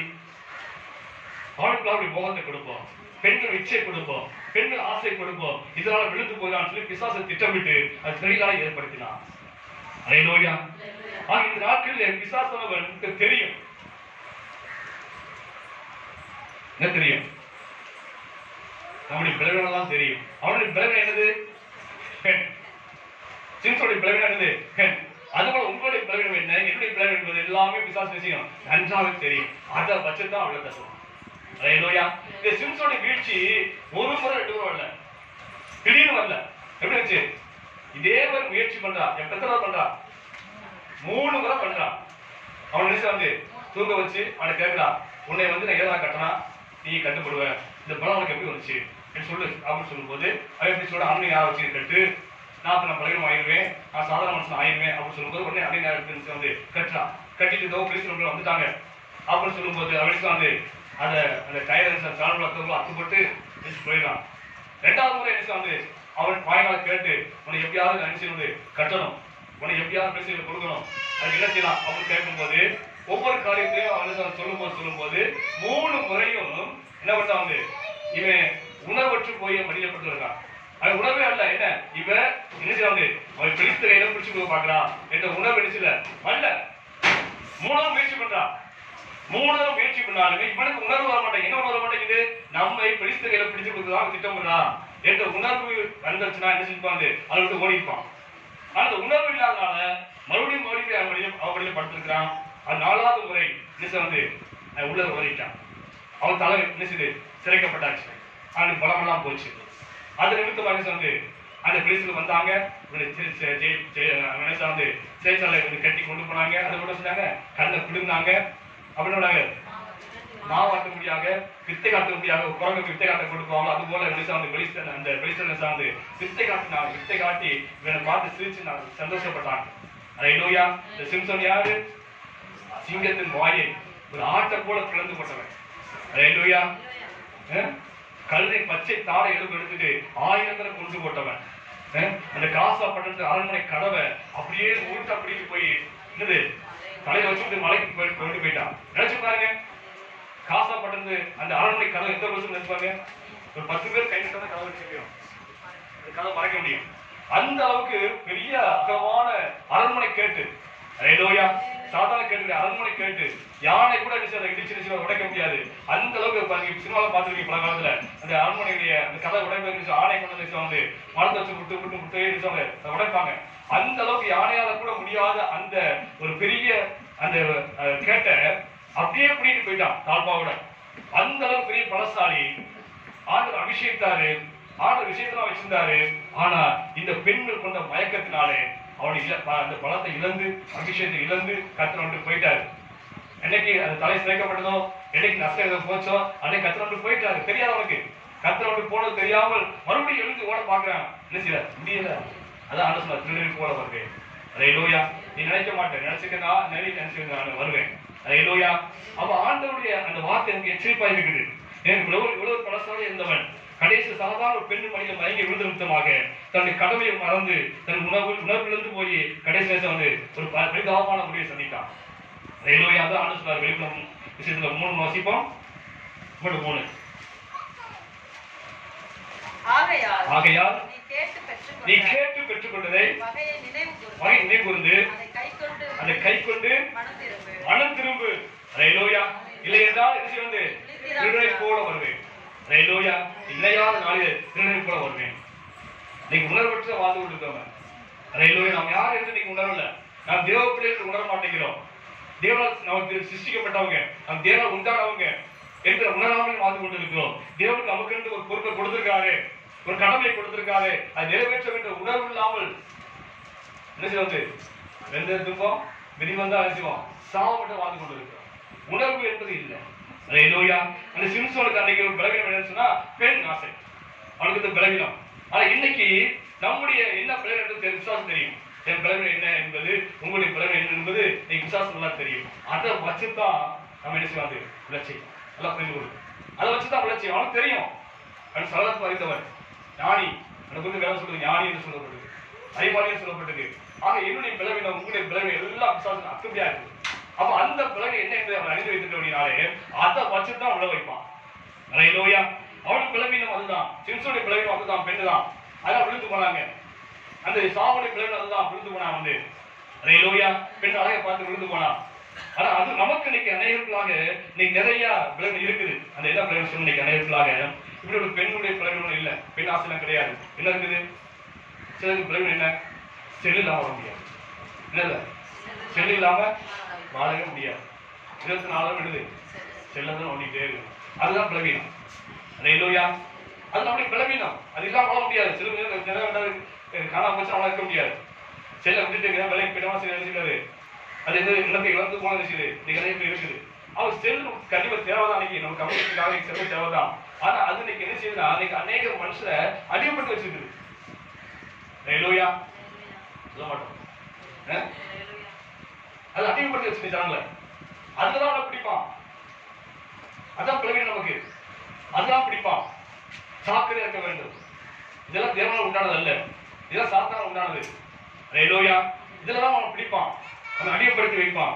அவனுக்கு அதுல உணவற்று பாருங்க, சாப்பிடுறது தோணாது. சாப்பிட செய்யாது, நினைப்பே வராது. என்னது, இது விளையாண்டா போதும், சரி விளையாண்டா போதும், சாப்பாடு தேவையில்லை, உணர்வு இல்லை. சாப்பாடு பசி என்ற உணர்வு இல்லை. வீட்டுல ஏதாவது வேலை செய்யணுமே, பெற்றோருக்கு உதவியா இருக்க வேண்டுமே, அந்த உணர்வு கிடையாது. தேவன் அழைத்தவராச்சே, அவருடைய கடமை நிறைவேற்ற வேண்டுமே, இந்த உணர்வு வராது. ஆனா அதிலேயே மூழ்க வச்சு நம்மளை வந்து மயக்கி கடைசியில ஜெபம் இல்லாமல் வேத வாசிப்பு இல்லாமல் ஆராய்ச்சி கூட இருந்தது ரொம்ப சங்கடமா இருக்கும். அப்படியாக சோர்வடிச்சு கடைசியில போய் நம்ம நல்லா தெரியுமா. சிலர் டிவி, அது என்னது சில பலவீனம். இன்னைக்கு சிலருக்கு பெண்களுக்கு நாடகம், என்னது சீரியல், அது எல்லாம் பார்க்காம இருக்க முடியாது. அதுலயே இன்னைக்கு அநேகர் மூழ்கி போயிடுவாங்க. சில வருஷம் செய்தியில பார்த்தேன், கோயம்புத்தூர்ல 2 பேரு கணவன் மனைவி உட்காந்து சீரியல் பார்த்துருக்காங்க. வீடு திறந்து போட்டு உட்காந்துருக்காங்க. பார்த்தா சீரியல் இன்ட்ரெஸ்டா பார்த்துருக்காங்க. அந்த நேரத்தில் திருட வந்துட்டாங்க. திருட வந்து வீட்டுக்கு வந்தது கூட தெரியாது. உள்ள போய் இருக்கிறதெல்லாம் முக்கியமான சாமான் தாங்க கெட்டி வரைக்கும் தெரியாது. கெட்டிட்டு வெளியே போனதுக்கு அப்புறம் சீரியல் முடிஞ்சு போச்சு. அதுக்கப்புறம் தான் பார்க்குறாங்க, என்னது சாமான் தாங்க அப்படின்னு சொல்லி பார்க்குறாங்க. அந்த அளவுக்கு என்னது அதுல மயங்கி நெத்திரி ஆயிட்டாங்க. அவன் எப்படி சிம்சோன் அவருடைய 3 மடியில நெத்திரி அடிந்தாலும் அவர் டிவியில ஒரு நெத்திரி அடிச்சிட்டாங்க. இன்னொரு சம்பவம் நடந்துச்சு, நீங்க டிவியில பார்த்துருப்பீங்க. அது இந்த சகோதரி 7 சகோதரி, அவர்கிட்ட டிவி கிடையாது, ஆனா கைக்குள்ள இருக்குது, டிவி கிடையாது. அவ டிவி இந்த சீரியல் பக்கத்துல போவாங்க, பக்கத்துல போவாங்க, நிறைய பேர் வருவாங்க. அப்படி பார்த்துட்டு இருக்காங்க. பார்த்துட்டு இருக்கும்போது கொஞ்சம் சரி என்ன சம்பவம் சொன்னா, இந்த பிள்ளை அழுக ஆரம்பிச்சு. பிள்ளை அழுகுனா எல்லாரும் திரும்பி பார்க்குறாங்க. நாடகம் நினைச்சு பார்க்க முடியும், நாடகம் பார்க்க டிஸ்டர்பா இருக்குது. திரும்பி பிள்ளைங்க தான் பார்க்குறாங்க. அப்போ என்ன ஆகும், வீட்டுக்காரங்க வந்து ஏமா பிள்ளை வெளியே போமா அப்படின்னு சொல்லுவாங்க இல்லையா. அதனால என்ன வந்து வெளியே வச்சுருவாங்களேன்னு பயந்துட்டு வாயை பொத்தி தெரிஞ்சு அந்த பிள்ளைய பேசாம வாயை பொத்துறாங்க. சீன் முடிஞ்சிச்சு. முடிஞ்சதுக்கு எல்லாரும் எதிர்த்து போகும்போது பார்த்தா பிள்ளை எப்படி இருக்குது, அவங்க உடம்பு ஐஸா இருக்கு, போயிடுச்சு. வாயப்பத்திரம் சேர்ந்து மூக்கையும் கொத்திட்டான். நடந்த சம்பவம் சொல்றேன். காரணம் என்னன்னா உணர்வற்று வாழ்றாங்க, அதுலயும் மூழ்கிட்டு, அதுதான் அவங்களுக்கு பலவீனம், அதனால பிள்ளைங்க ஜீவன் போச்சு. ஹல்லேலூயா. நாடகத்துல அப்படி போகுது, சில சினிமாவில் போகுது. சினிமாவில் ரசிகர் சொல்லிவிடுது, ஒரு ரசிகராக நிகழ்ச்சி, அதுலயே எனக்கு அனைவருடைய ஜீவியம் போயிடுது. ஆண்டவர் சொல்றாரு, உலகத்தோட முழு ஆத்மா முழு பலத்தோட இருந்து அன்புன்னு சொல்றாரு. ஆனா என்னது முழு ஆத்மா இல்ல, அங்க யாரோ இருக்கிறான், எவ்வளவோ இருக்கிறான். அப்படிதான் இன்னைக்கு அனைவரும் வந்து வாழ்ந்து கொண்டு இருக்கிறாங்க. அவளுக்கு அடிமையா இருக்கிறான். அது படம் வந்த உடனே பார்க்கணும், அடிமை. ஹல்லேலூயா. அப்படி இன்னைக்கு அந்த சினிமா நிலையத்தில் ஒப்பு கொடுத்து வரக்கூடிய ஏராளமா இருக்கிறான். அவனை போல நடிக்கணும், அவனை போல சீவனும், அவனை போல மேக்கப் பண்ணணும், இப்படி நிறைய இருக்கிறாங்க. எனக்கு என் நண்பர் ஒருத்தர் இருந்தாரு, அவன் அப்படித்தான் இருப்பான். அவனோட ரஜினி சீனா இருப்பாரு, தலையை சீருவான், அப்படியே களைச்சிக்குவான், அவனை போல பேசுவான், அவனை போல ஆக்ஷன் பண்ணிக்குவான், எல்லாமே அவனை போல இருப்பான். அது நீங்க வாட்டு கருமாய் தான் இருக்குது. இயேசு சொன்னா இப்படி பார்க்க வேண்டிய சினிமா வர, அதுக்கு என்னது பைத்தியமா, அதுக்கு அடிமையா இருக்கக்கூடாது. இப்படியே நினைச்சாங்க சினிமாவுக்கு அடிமையா இருக்கிறாங்க. இப்படி ஏராளமான காரியங்களுக்கு அவங்க அடிமையா இருக்காங்க. இதெல்லாம் பிசாசுக்கு தெரியும், இதுதான் பலவீனம் என்று. அதுலயே நம்ம என்ன சிக்க வச்சிருவான். ஹல்லேலூயா. நம்ம சாதாரண மனுஷனாக தான் நோக்கம். நான் தேவ பிள்ளைகள், தேவ அபிஷேகம் பெற்றவங்க, ஆண்டவர் தெரிந்துகொள்ளப்பட்டவங்க. ஆக நம்ம இப்படி விசேஷமா இருக்கிறோம். பிசாசின் நோக்கம் சொன்னா உன்னை சாதாரண மனுஷனா ஆக்க வேண்டும், அதுதான் தேவனுடைய நோக்கம், பிசாசின் நோக்கம். ஹல்லேலூயா. ஆண்டவர் சொன்னாரு, சிம்சனுடைய தலையில இருக்கிற முடி சவரக்கத்தையும் சொன்னாரு கடத்துறாரு. அது என்ன ஆவிக்கு அர்த்தம் சொன்னா, நாம் தேவ பிள்ளைங்க, தேவ அபிஷேகம் பெற்ற பிள்ளைங்க, நம் தலைக்குள்ளாக எப்படி பாவ எண்ணங்கள், பாவ சிந்தைகள் நுழையக்கூடாது, அதான் அதுக்கு அர்த்தம். ஹல்லேலூயா. அந்த பாவத்துக்கு இடம் கொடுக்கக்கூடாது, அந்த பாவ சிந்தனைக்கு இடம் கொடுக்கக்கூடாது, எந்த விதத்துல பாவம் நுழைஞ்சக்கூடாது. நாம் காத்துக்கொள்ள வேண்டியது அவசியமா இருக்குது. இன்னும் அநேகா பதிவு குடும்பத்தை கஷ்டம், தரித்திரம், அநேக பதிவு அதை நினைச்சு என்ன இருக்காது, ஜெபம் இருக்காது, வேதவாசிப்பு இருக்காது, ஆண்டுடைய அழைப்பு போன்ற உணர்வு இருக்காது, அப்படியே வாழ்ந்து. காரணம் அவங்க நினைப்பெல்லாம் என்னது, நமக்கு இப்படி கஷ்டமா இருக்குது, நம்ம பிள்ளைகளை படிக்கணும், என்ன செய்யுது, எப்படி ஃபேமிலி கொடுக்கணும், என்ன செய்யுது, எப்படி போறது, எப்படி என்ன செய்வது, யாருக்கு உதவி செய்வா, இப்படியே சிந்திச்சு சிந்திச்சு சிந்திச்சு குடும்பத்தை கவலைப்பட்டு ஜெபம் குறைஞ்சு, பைபிள் வாசி வேத வாசி குறைஞ்சு, ஆளுக்கு போறது நின்று கடைசி வந்து அப்படியே பாட்டு கொண்டு போயிடுவாங்க. ஹல்லேலூயா. இதெல்லாம் பிசாசின் தந்திரங்கள். புரிந்துங்களா? அப்போஸ்தலர் பவுல் வாசிப்போம், 2 Corinthians 2 வாசிப்போம்.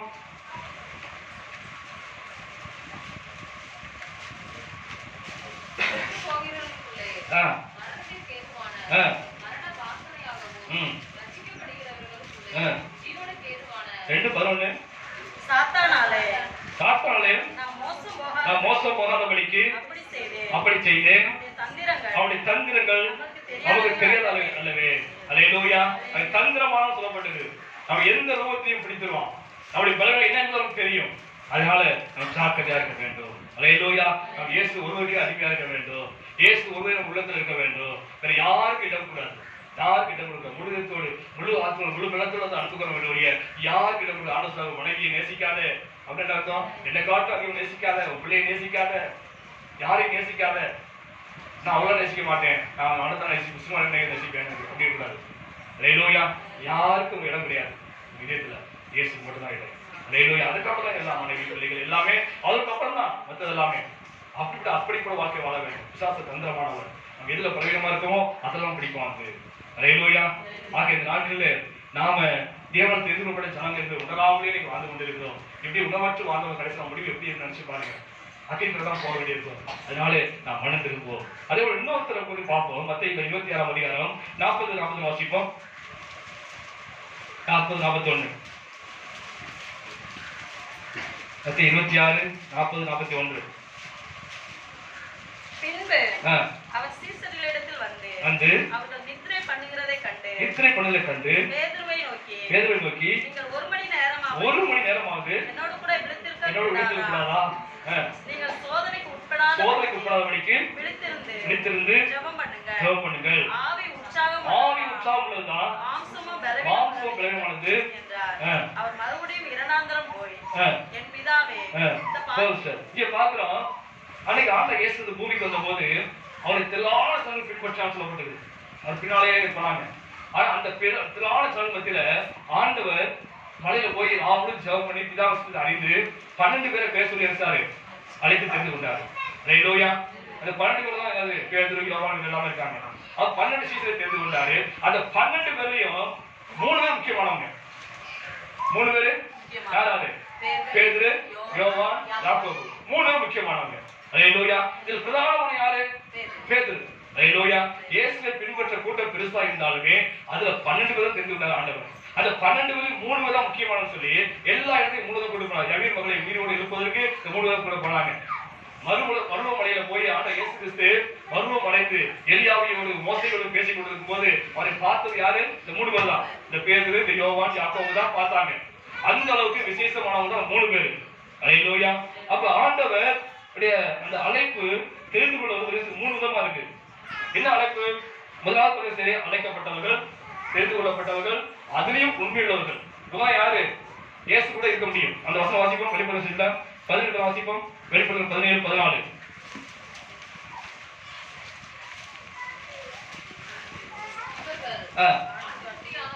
ஆட்டுக்குட்டியானவருடனே யுத்தம் பண்ணுவார்கள். ஆட்டுக்குட்டியானவர் கர்த்தாதி கர்த்தரும் ராஜாதி ராஜாவுடையால் அவரோட கூட இருக்கிறவர்கள் யாரு? அழைக்கப்பட்டவர்கள், அழைக்கப்பட்டவர்கள், தெரிந்து கொள்ளப்பட்டவர்கள், அதுல உண்மையுள்ளவர்கள். அப்ப பாருங்க, ஆண்டவர் முதலாம் அழைச்சாரு, திராட்சை அழைச்சாரு, அதுல 12 பேர் தெரிந்து கொண்டாரு. அதுல உண்மையுள்ளவர்கள் சொல்லி யார் தெரிந்தாரு? பேதுரு, யோவான், யாக்கோபு தெரிந்து கொண்டாரு. அல்லேலூயா. அப்ப பாருங்க, பேதுரு, யோவான், யாக்கோபு யாரு? விசேஷித்தவர்கள், தேவனால் தெரிந்து கொள்ளப்பட்டவர்கள், உண்மையா இருக்கிறது ஆண்டு தெரிந்து கொண்டாரு. அல்லேலூயா. அப்படி உண்மையா இருப்பார்கள் தெரிந்து கொண்ட அந்த சீஷர்களை அழைத்துக் கொண்டு ஆண்டவர் இயேசுக்கு எச்சம் கொடுக்க போறாரு. அது போறதுனால சொல்லிட்டு ஆண்டவர் என்ன சொல்றாரு? நான் இப்படிதான் சீலை என்னை கொண்டு போய் அவங்க சீலை அடிப்பாங்க, தோக கையில ஒப்பு கொடுப்பாங்க, அடிச்சு சித்தம் செய்து கிடையாது சீலை தொங்க விடுவாங்க, சீலை மறிக்க வேண்டி இருக்குது, அது 3ஆம் உயிரோடு எழும்புன்னு சொல்லி ஆண்டவர் வளர்ந்த குறித்து எல்லாம் முன்கூட்டி சொல்லிட்டாரு. சொல்லி என்ன சொல்றாரு? நீ ஜெபம் பண்ணுங்க. அங்கேயும் பார்த்தீங்கன்னா 2 பேர் பிடிச்சிட்டாரு. ஒரு கூட்ட சீசர் நினைச்சாங்க, தனியா உட்கார வச்சுட்டாரு. 3 தனியா கொண்டு போய் நினைச்சாரு, தனியா உட்கார வச்சு நீங்க எனக்காகவும் நினைச்சீங்க, நீங்க சோதனைக்கு ஜெபம் பண்ணு சொல்லிட்டு போயிட்டாரு. அல்லேலூயா. அதுக்கு முன்பாகவே பேதுரு ஆண்டவர் எச்சரிச்சாரு. பிசாசானவன் எப்படி சோதனை படைக்கிறது போல நினைச்சாரு, உன்னை சுலப போட்டு படைக்கிறது போல விசுவாசத்தை சோதிக்க முடியாது என்று கேட்டுக்கொண்ட வாசிங்க. லூக்காவை வாசிப்போம். ஆண்டவர் 3 முறை எச்சரித்தார். லூக்கா 22, 39 வாசிப்போம். லூக்கா 22, 31, 32 வரைக்கும். பின்னும் கர்த்தர் சீமோனே, இதோ கோதுமையை சுலகினால் பிடிப்பது போல சாத்தான் உங்களை பிடிப்பதற்கு உத்தரவு கேட்டுக்கொண்டான். கொஞ்சம் விட்டு பாருங்க ஆண்டவரே, அங்க சோதிச்சு பார்க்கிறேன், எப்படி பார்ப்போம் அப்படின்னு சொல்லி கேட்டுக்கொண்டான் ஆண்டவர்கிட்ட. நானும் உன் விசுவாசம் ஒளிந்து போகாதபடிக்கு உனக்காக ஜெபம் பண்ணி சொன்னார் ஆண்டவர். அல்லேலூயா. வாசிங்க. நீ குணப்பட்ட பின்பு உன் சகோதரரை சிறப்படுத்து என்றார். ஆண்டவரே, காவலிலும் சாவிலும் உன் பின்பற்றுவதனுடைய ஆயத்தமாய் இருக்கிறேன். பேதுருவே, இன்றைக்கு சேவல் கூறுக்கு முன்பே நீ என்னை அறிந்திருக்கதை 3 முதலிப்பாய் எனக்கு சொல்லு என்றார். பின்னும் அவர்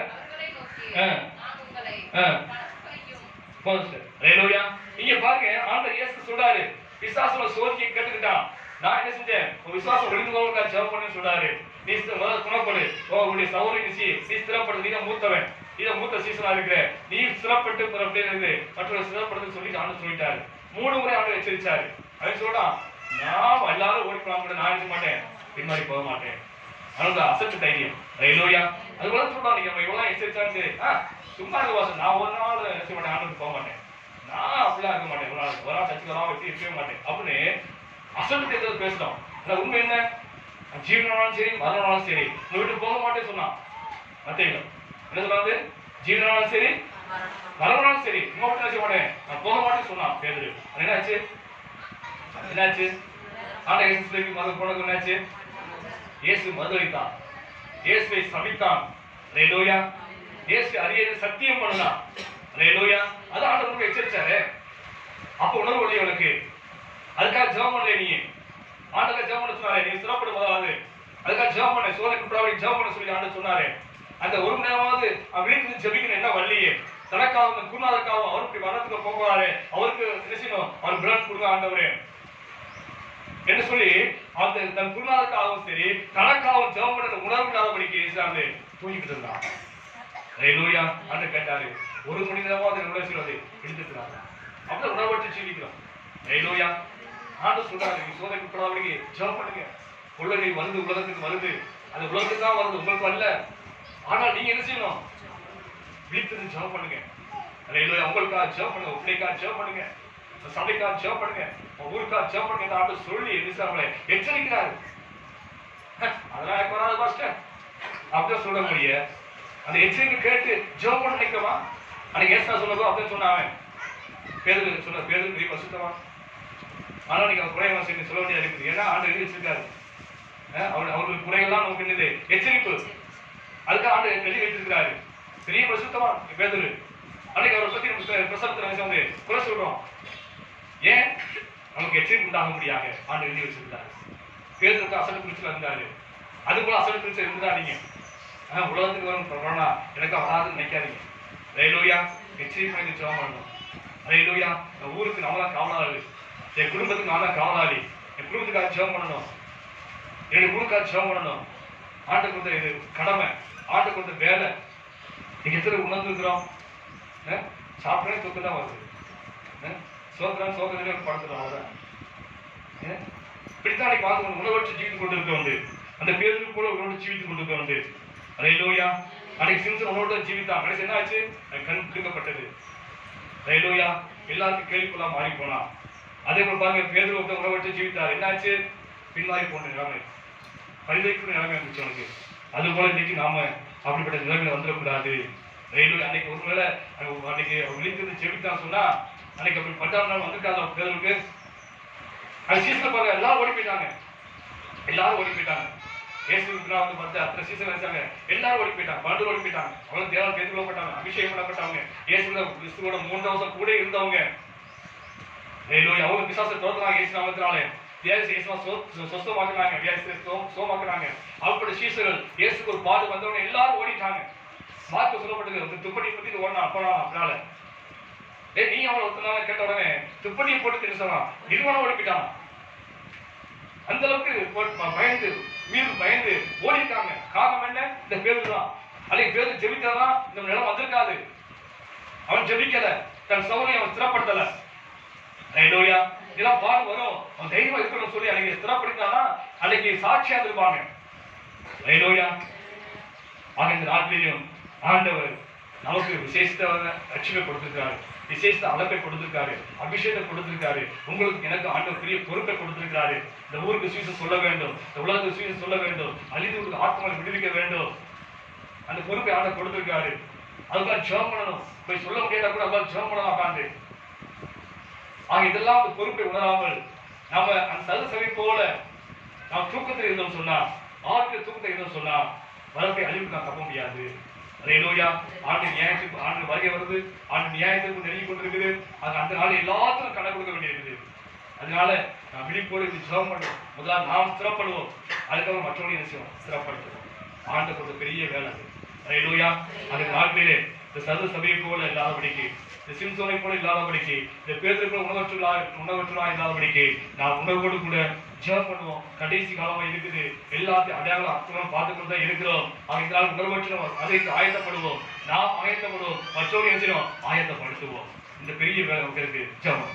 ஹல்லேலூயா. ஸ்தோத்திரிக்கிற ஆண்டவரே, துதிக்கிற ஆண்டவரே, நன்றி செலுத்துற ஆண்டவரே, கிருபை இரக்கமுள்ள தேவனே, ஸ்தோத்திரிக்கிற ஆண்டவரே, எங்கள் நேச நல்ல கோபப்படுற வளர்ச்சியாளர்களுக்கு நன்றி செலுத்துறோம். இந்த ஆராதனை ஆரம்பம் மட்டுமாக உடைய கரம், உடைய கிருபை, உடைய பாதுகாப்பு கூட இந்த தேவக்கு நன்றி செலுத்துறோம். இன்று எங்களுக்கு தேவனுடைய வார்த்தையாக இடப்பட்டீரே, குணாமணி ஸ்தோத்திரம் செலுத்துற ஆண்டவரே, கர்த்தானவர் உணவடையும்படியாக இந்த சர்வ சபை கொடுக்கிற தேவனே, நீர் பேச நல்ல தேவக்கு நன்றி செலுத்துற ஆண்டவரே. அதுக்கு உதாரணமாக சிம்சோன் வார்த்தையை எடுத்து காண்பிக்கிறேன். பேதுருவின் வாழ்க்கையை எடுத்து காண்பிக்கிறேன். இதெல்லாம் எங்கள் எச்சரிப்பாக இருக்கும்படியாக கர்த்தர் காண்பித்த அளவுக்கு நன்றி செலுத்துகிறோம். இந்த எச்சரிப்பை உணர்ந்து நாங்கள் கர்த்தர் தேவனே விழிப்புணர்வாக இருந்து நாங்கள் சிறப்பட்டு மற்றொரு சிறப்படுத்த தேவனே வருகைக்கு நாங்கள் ஆயத்தப்பட்டு மற்றொரு ஆயத்தப்பட்டவர்களாக காணப்பட உதவி செய்வீராக. கர்த்தாவே எங்கள் குறைவு குற்றம் எல்லாவற்றையும் மன்னித்து தேவனே நீ ஒரு நாட்கள் விழிப்போடு இந்த ரட்சிப்பை காத்துக்கொள்ள உமக்கண்டு வசனம் ஜீவிக்க சாட்சிய வாழைகள் ஒவ்வொரு உதவி செய்வீராக. நாங்கள் ஆயத்தம் மற்றும் ஆயத்தம் கருவியாய் தேவனை நேரத்தில் பயன்படுத்துவீராக. நன்றி செலுத்தோம். அது ஒவ்வொரு ஆஸ்கூரியம் தொழிலோடு பாதுகாப்பு கொடுத்து வழி துண்டியாக செய்கிறேன். தயவு கொண்டு செய்ய இயேசு கிறிஸ்துவினாலே ஆமென். ஆத்மாவே கர்த்தரை ஸ்தோத்திரி, என் முழுவதுமே நாமத்தை ஸ்தோத்திரி, என் ஆத்மாவே கர்த்தரை ஸ்தோத்திரி, கர்த்தர் சேசராவராமே. ஆமென். அவர்கள் அன்பும் கர்த்தர் இயேசு கிறிஸ்து கிருபையும் வசனம் அன்பின் ஐக்கியமும் காவலும் இன்றும் என்று நம்மோடு இருப்பதாக. ஆமென்.